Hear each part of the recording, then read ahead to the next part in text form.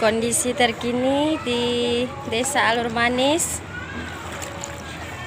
Lorong 2, tanggal 1 November 2022.